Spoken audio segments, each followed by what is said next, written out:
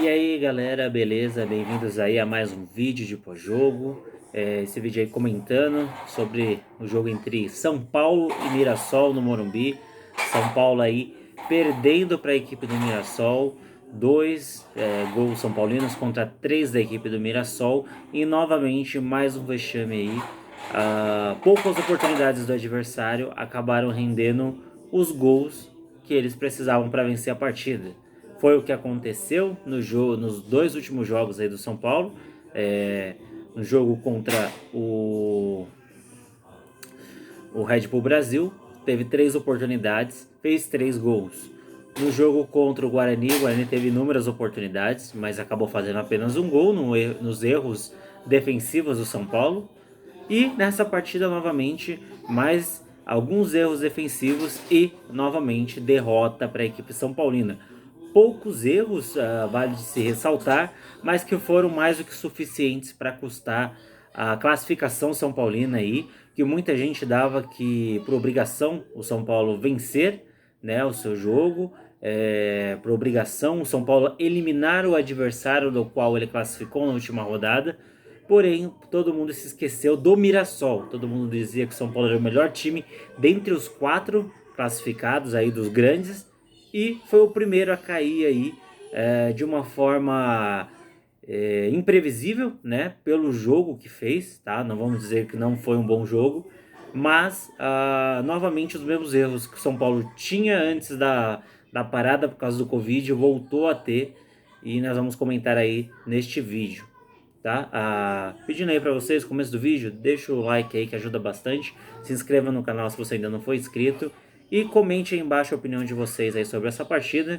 Então vamos aí à escalação do São Paulo nesse jogo. São Paulo foi a campo com o que tinha de melhor à disposição, com o Thiago Volpi, Juan Fran, Arboleda, Bruno Alves e Reinaldo, Tietê, Daniel Alves e Igor Gomes, Pablo, Vitor Bueno e Alexandre Pato.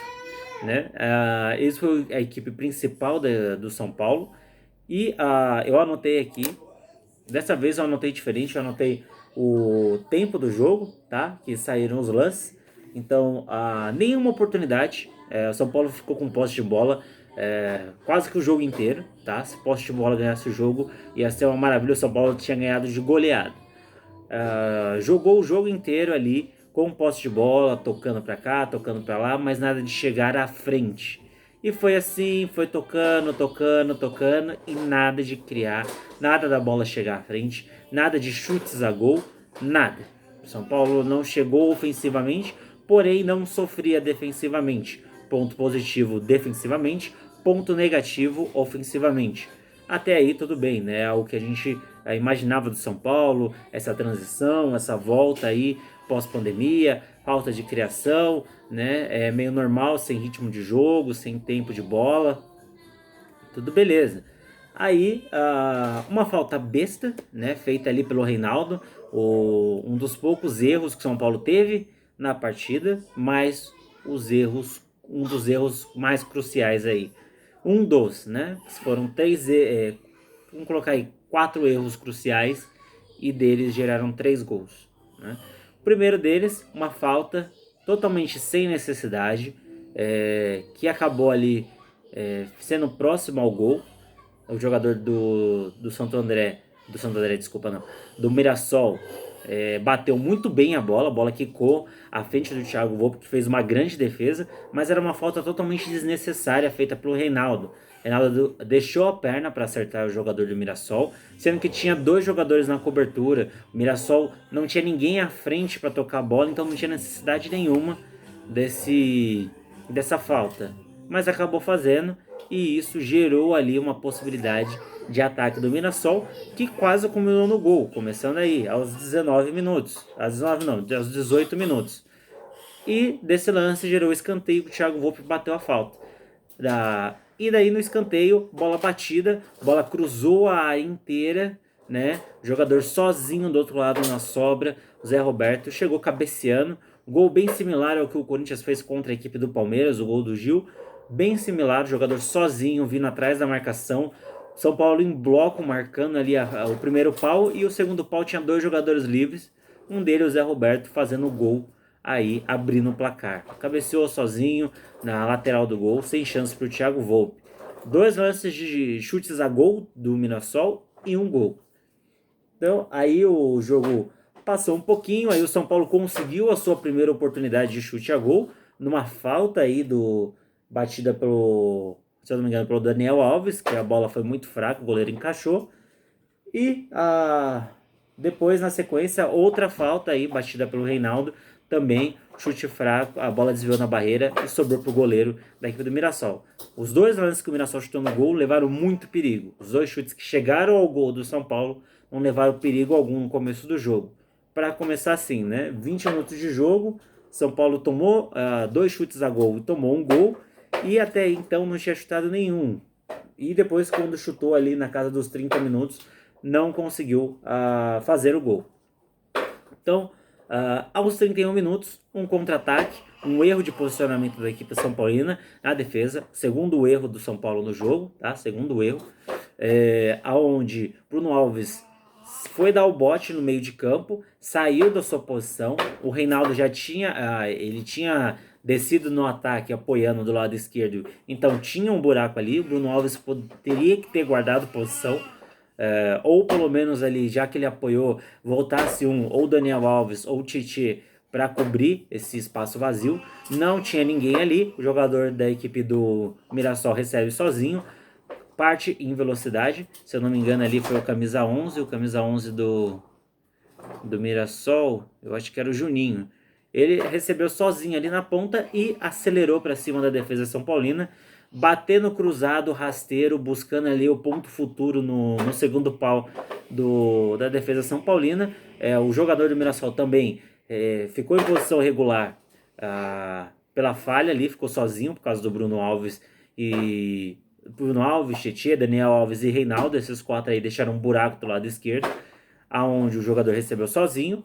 E na hora do passe, o Arboleda dava completamente condições ali, fora de posição também, defesa totalmente quebrada na marcação. Depois de sofrer o gol, o São Paulo sumiu ali defensivamente por alguns minutos, e a bola acabou chegando no jogador do Mirassol, que levou para a entrada da área, chutou rasteiro, cruzado, buscando um ponto futuro ali, e achou o Zé Roberto do outro lado, nas costas do Juan Fran, que também não vinha bem no jogo, não conseguia apoiar, e defensivamente, depois do gol, não conseguiu aparecer mais na partida, né?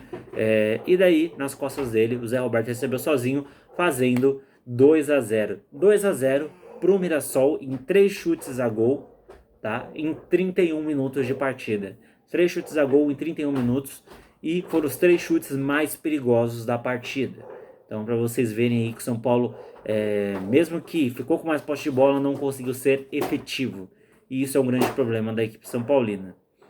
Mas, pós-gol, né, o São Paulo aí teve a oportunidade aí com um chute a gol ali, do Pato, uma cabeçada, com uma grandíssima defesa ali do goleiro da equipe do Mirassol, pegando a bola praticamente em cima da linha, e o zagueiro também tirando a bola ali a centímetros do atacante do São Paulo, que ia empurrar ali para as redes o rebote.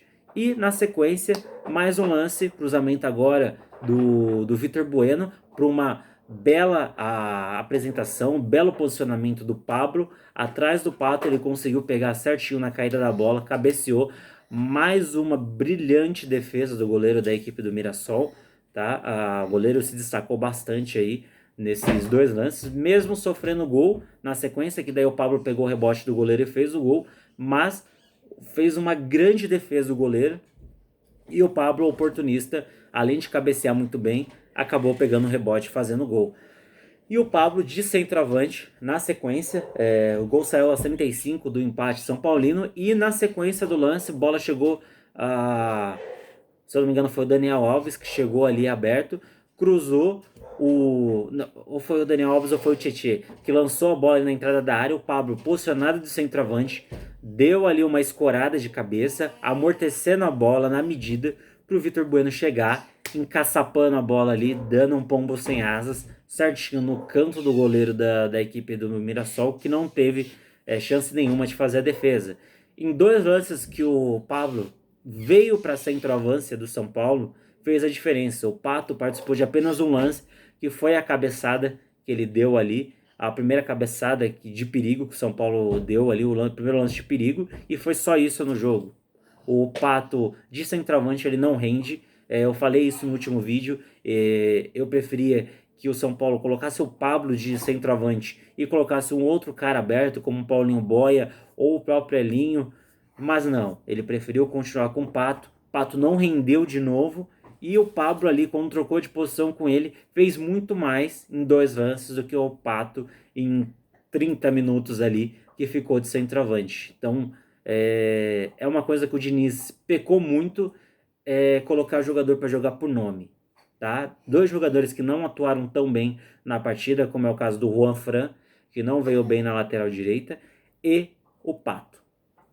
Nesses 2 jogos aí, 2 jogos, né? O de hoje e o contra o Red Bull Brasil, não fizeram uma boa apresentação e mesmo assim foram mantidos no time, talvez por achar que é por causa da falta de ritmo, mas eu acho que é mais pelo desenho tático feito pelo Fernando Diniz. Eu vi ali durante a partida, houve um comentário de que o Juan Fran não encaixa nesse esquema tático do Fernando Diniz.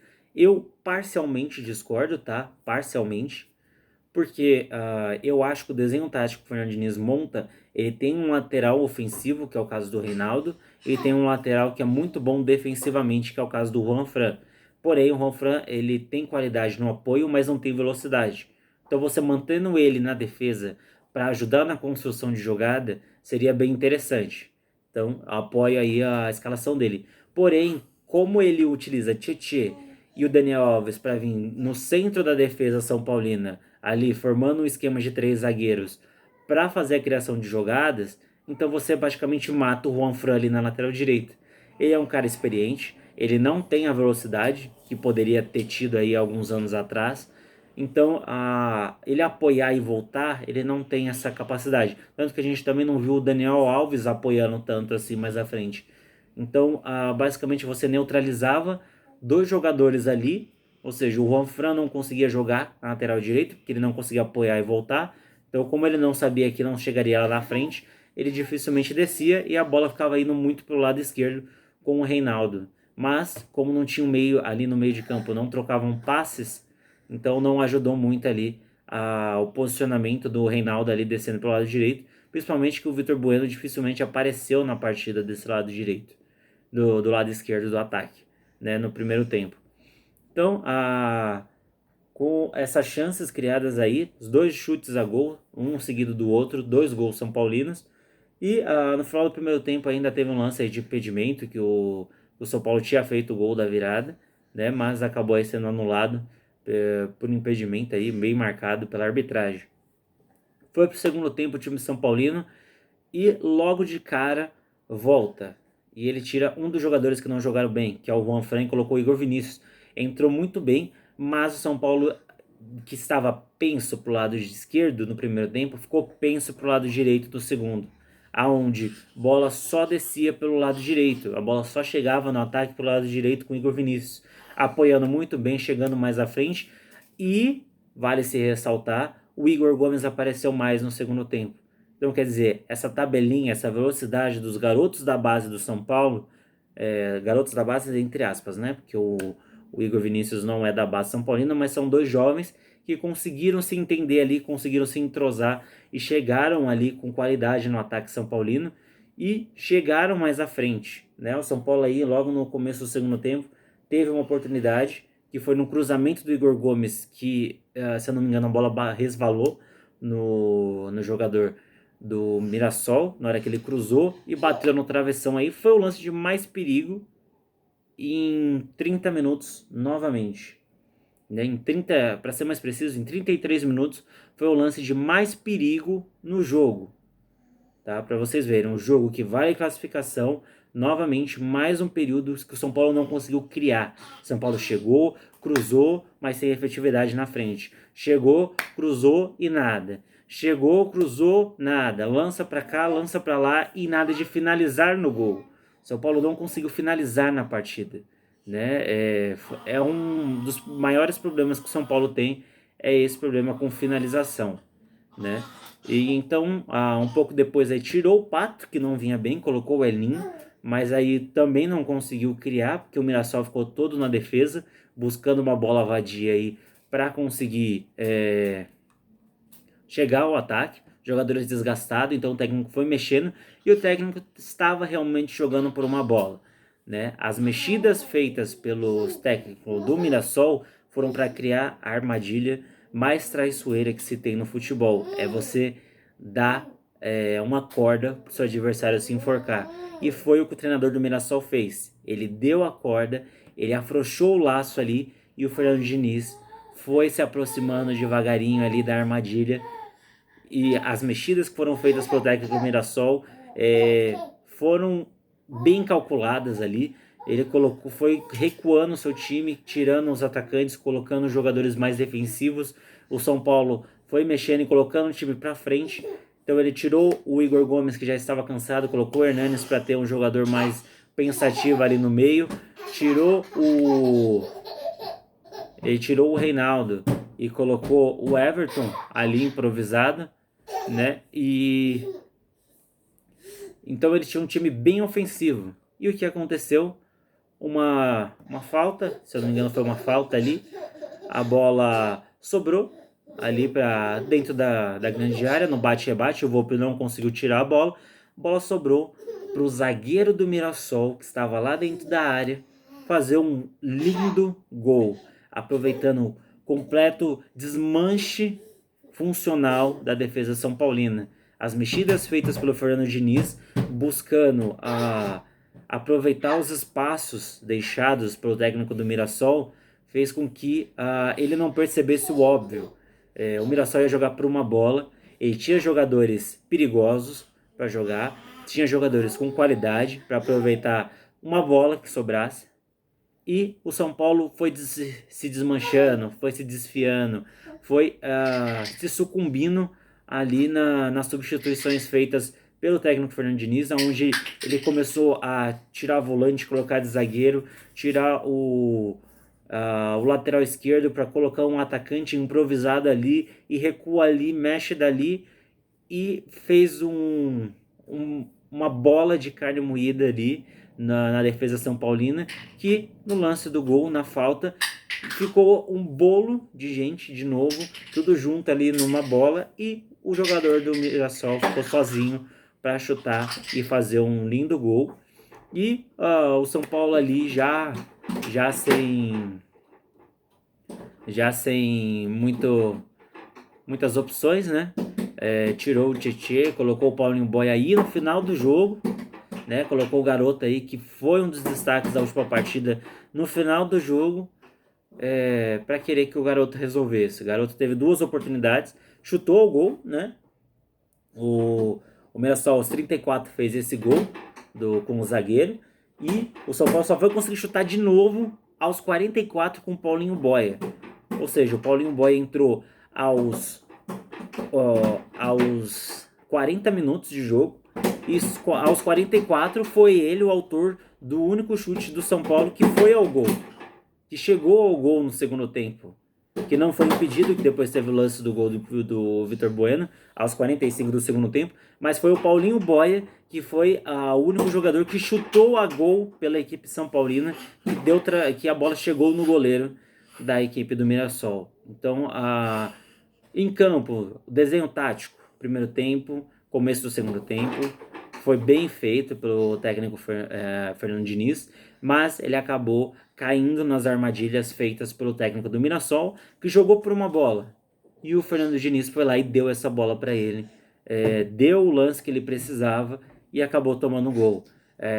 Fernando Diniz apostou muito no Pato, e eu acho que ele não é o cara para ser centroavante da equipe do São Paulo, na minha opinião. Eu não sou torcedor do São Paulo, mas eu não acho que ele deva ser, ele não merece ser o titular da equipe do São Paulo hoje. Pode ser que mais pra frente ele consiga, mas eu acho que o Pablo merece muito mais a titularidade como um centroavante para receber essa bola. Ele se apresenta muito melhor do que o Pato, e ele pode ser esse cara que o São Paulo precisa mais à frente, principalmente pelo fato dele ter um lado direito muito pesado. Então, com o Pablo ali do lado direito, ele continua pesado. Por quê? Porque daí você tem o Pablo, que ele não é um ponta, ele não é um cara de velocidade. Ele é um cara de uma explosão curta para chegar, se posicionar e fazer o gol. Agora, um cara de profundidade, para ir para a linha de fundo, para ir para cima da marcação, não é o Pablo, não é o Pato. Então precisa ir de um garoto, pode ser o Elinho, que hoje não conseguiu ser um destaque, mas ganhou algumas bolas ali. O Igor Vinícius se apresentou muito bem mais à frente. Quando teve velocidade do lado direito, o São Paulo conseguiu chegar com mais facilidade.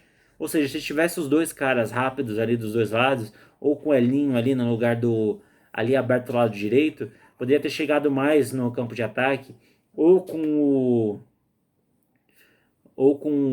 o Paulinho Boia também. Foram mexidas aí que eu acho que o técnico Fernando Diniz pecou muito, caiu, se sucumbiu aí. Se o São Paulo ganhasse nos pênaltis já seria complicado, considerado aí, na minha opinião, vergonhoso, pelo tamanho que o São Paulo pelo time que o São Paulo tem comparado à equipe do Mirassol, que está completamente desmanchada por causa desse período de pandemia, onde vários jogadores acabaram deixando a equipe do Mirassol. O autor dos gols aí é um jogador que, se eu não me engano, jogava nos Emirados Árabes aí, o caso do Zé Roberto. Ele não foi para lá por causa da pandemia, não estava jogando lá. O Mirassol chamou ele para treinar, ia escrever ele nessa janela que abriu, não conseguiu. Ele não jogou os 2 jogos da fase de grupos pela equipe do Mirassol e jogou essa partida e fez 2 gols. O cara que jogou um jogo fez 2 gols. O Pato jogou 2 partidas, não fez nenhum gol, basicamente sumido no jogo de uma forma geral. E o Mirassol que jogou por algumas bolas, o cara que fez apenas um jogo estava sem jogar, tá? Também, assim como o time do São Paulo de um modo geral, e assim, mais ainda do que o time do Mirassol. Então o cara não vinha jogando, então não tinha ritmo de jogo, e foi lá e fez 2 gols, se apresentando muito bem, e deu a vitória aí para sua equipe. Por mais que o zagueiro tenha feito o gol da decisão, o gol final aí, o lateral direito Borges, o São Paulo perdeu para um time que estava completamente desmanchado, desconfigurado, daquele Mirassol que vinha disputando aí a primeira posição com o São Paulo do seu grupo, até antes da parada para a pandemia. Depois, pela desconfiguração, acabou se desmanchando todo, não conseguindo manter o seu rendimento, mas conseguiu se classificar e, surpreendentemente, jogando por uma bola, passou para a equipe do São Paulo, que já vinha muito bem montada, né? Um desenho tático definido, jogadores estrelas ali, jogadores que vinham se destacando muito bem em posicionamento, em criação de jogadas, mas desde o primeiro semestre aí, onde no início do campeonato São Paulo pecava no setor ofensivo, São Paulo ainda continua com esse problema. Vai chegar o Campeonato Brasileiro, serão 20 times, desses 20 times, 16, no mínimo, são times fortes. Ou seja, desses 20, você tem que brigar contra 16, você querer falar para o São Paulo que você tem que ser melhor do que você foi contra um campeonato onde tem 8 times que são considerados classificáveis aí para uma zona de mata-mata, e você perdeu para um dos 4 piores aí classificados, porque não se classificaram em primeiro, e o Mirassol, se eu não me engano, ele está em 7º dos classificados, ou é 6º ou é 7º dos classificados. Não sei se acho que Santos e o Corinthians ainda ficou à frente do Mirassol no número de pontos, mas eu acho que os 2 últimos é o Santos e a Ponte Preta. Então acho que o Mirassol é o 6º ou 7º classificado em pontos, e mesmo assim ganhou do São Paulo, que era um dos primeiros, né? Então, você que é torcedor do São Paulo, já assistiu esse vídeo, comente aí a opinião de vocês. São Paulo agora que vai aguardar o Campeonato Brasileiro, né? Que começa dia 8, ou seja, São Paulo tem tempo para treinar, tem uma semana aí para rever os seus conceitos. A torcida vai cair matando? Talvez. Já caiu matando quando o São Paulo classificou o Corinthians no último jogo, e esqueceram aí que todo mundo cobrou o São Paulo para vencer o Corinthians numa possível semifinal, mas esqueceu de cobrar o São Paulo para jogar contra o Mirassol. E o São Paulo acabou esquecendo também que existia um Mirassol antes de um possível Corinthians lá na frente. Qual é a opinião de vocês? Deixa aí nos comentários. Então, São Paulo aí só no Campeonato Brasileiro agora. Agradeço muito a todos que acompanharam esse vídeo. Gostou? Deixa um like que ajuda bastante. Compartilhe, se inscreva se ainda não é inscrito. Muito obrigado pela atenção e até o próximo jogo do São Paulo, daqui uma semana. Tchau, tchau.